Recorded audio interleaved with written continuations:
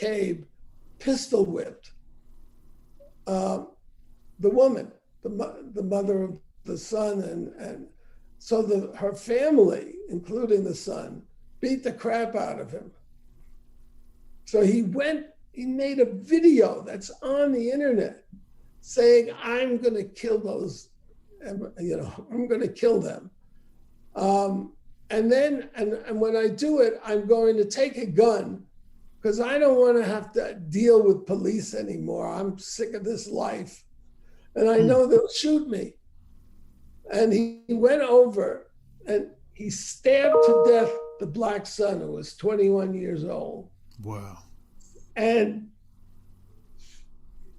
drew his gun and was shot and killed by the cops.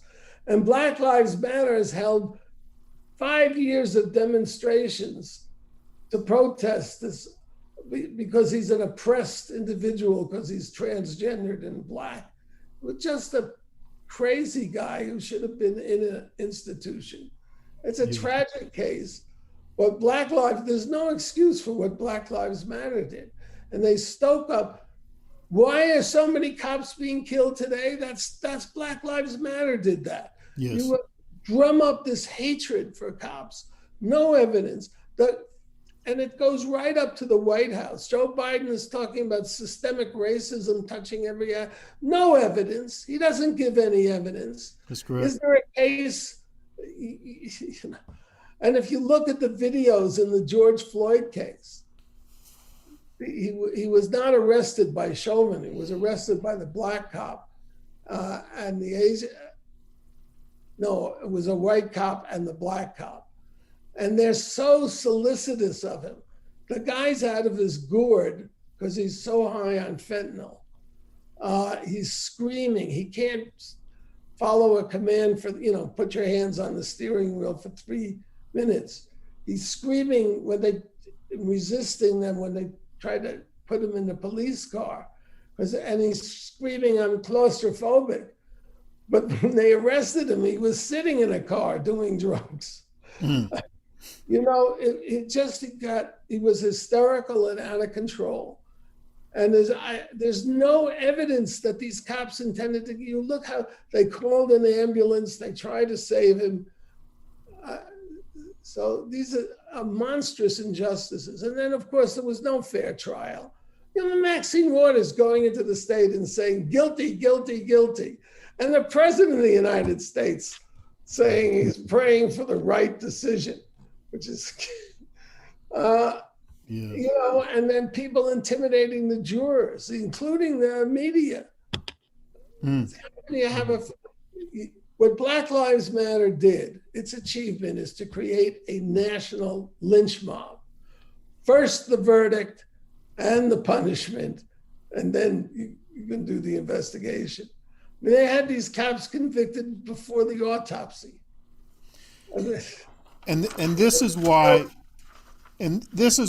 I say to people, it is so, say to my listeners first and foremost, and then the people of Louisville and the Commonwealth of Kentucky, it's so important for us to be in touch with scholars, researchers, intellectuals like yourself.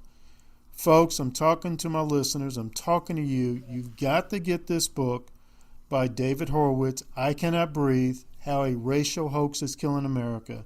Notice several times that Mr. Horowitz said what? No evidence. He's looking for evidence. He's looking for evidence. And go ahead.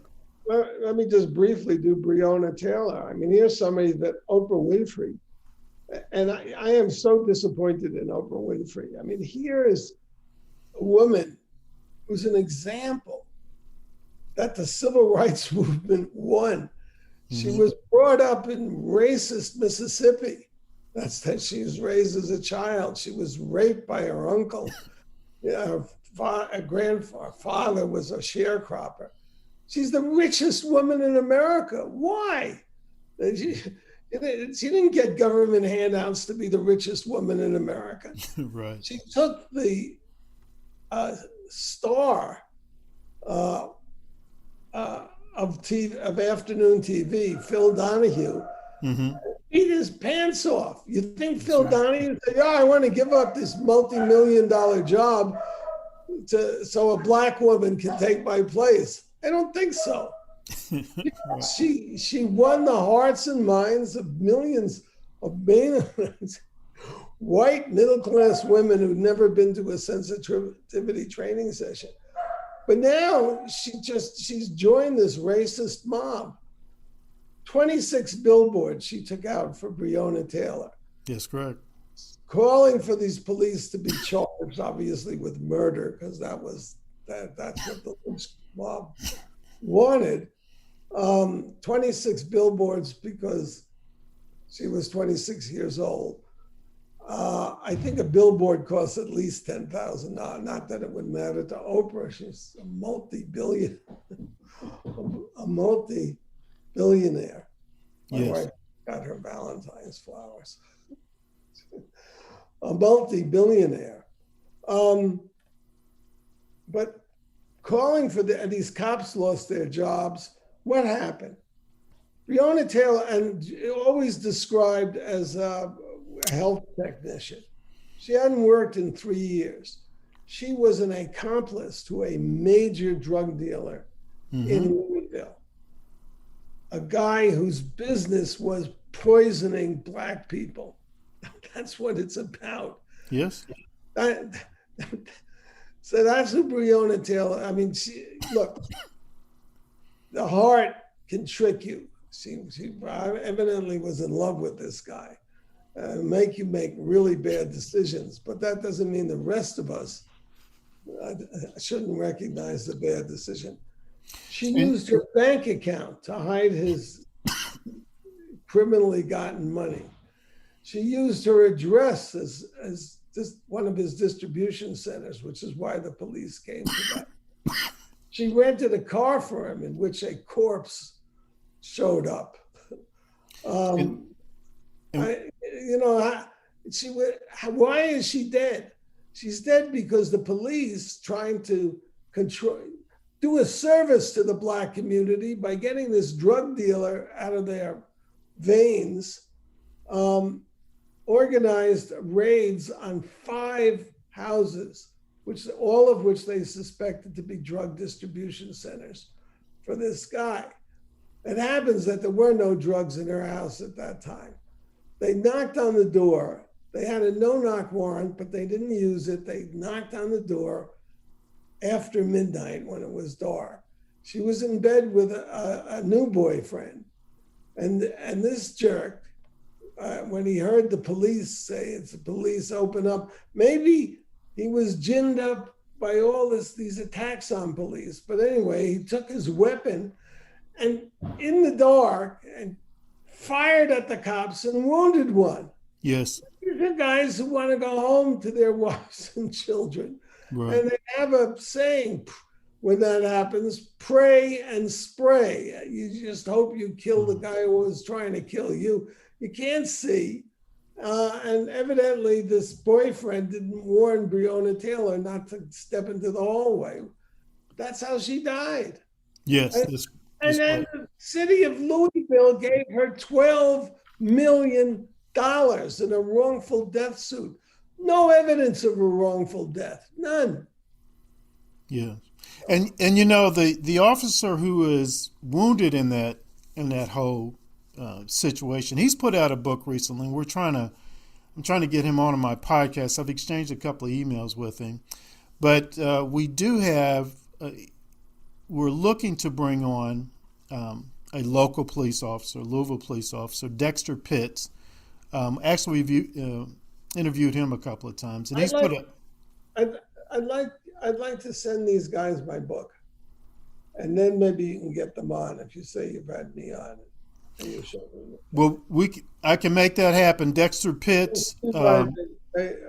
Cops wouldn't trust anybody these days. Well, we can definitely make that happen. Dexter Pitts, he's in touch with those officers, and so if you can send me an autographed copy. What I need is, how do I need? Do we have your contacts? I will email that to your people. Elizabeth, because it'll come from Elizabeth. Okay, we'll work that out. And like I say, Dexter Pitts will be working with us on that. He's put out a book, an autobiography, I Am Pitts, and he was here.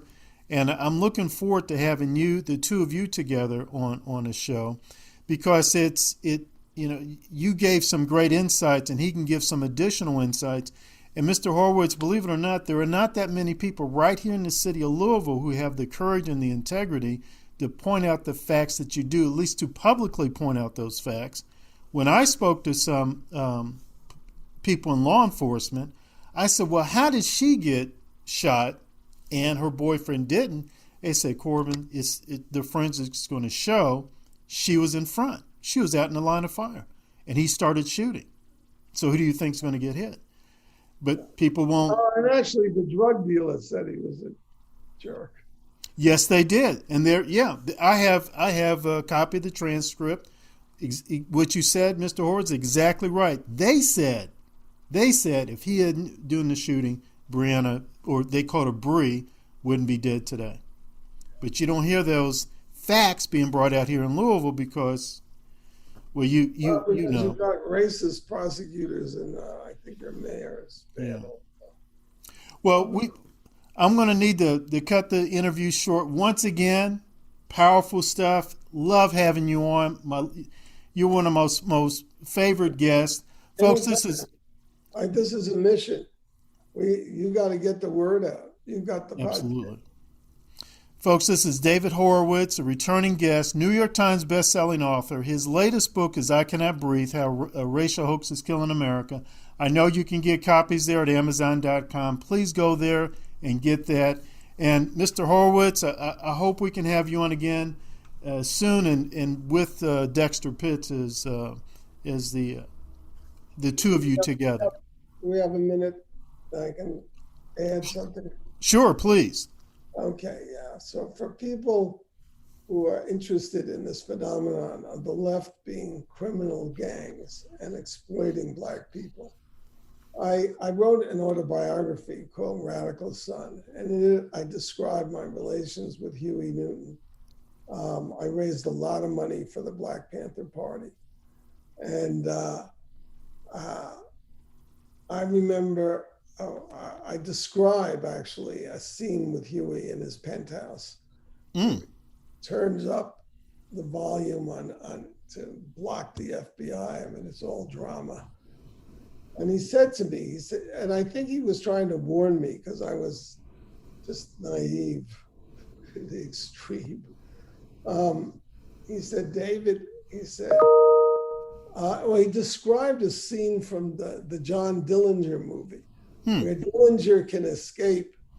He gets to the Mexican border and he says, and he turns around and doesn't flee into Mexico where he would have been safe. And he explains it by saying, I'm looked up to by all these kids and young people now. If I go to Mexico, nobody will be interested in me. They'll all forget about me. That showed what his motivation was. And Huey said, when I was growing up, I knew that if I couldn't be a revolutionary, I wanted to be a bank robber. Wow. Folks, we're going to end it right there. And again, Mr. Horowitz, thanks for coming on. We're looking forward to you coming on again sometime with our local Dexter Pitts. These issues anytime, and to discuss them with the enemy also. Okay. Thank you, sir. We'll be in touch.